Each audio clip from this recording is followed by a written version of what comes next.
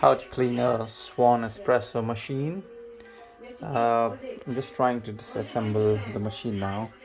I've taken two of the back screws here, this one and this one, and I'm going to open this from here.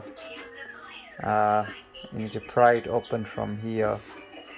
Alright, so I'm just gonna do it with this, and so this is what has happened now. I've pried it open, and if you can see what's inside here,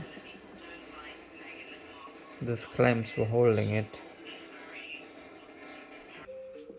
So if you see, there's nothing to see inside. It's just a couple of electronics.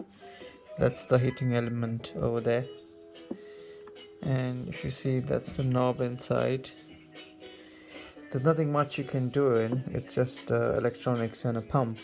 So the best way to clean this machine is running citric acid and just cleaning it.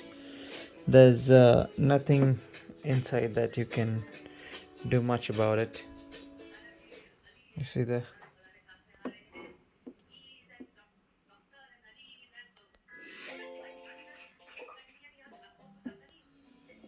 There's nothing in.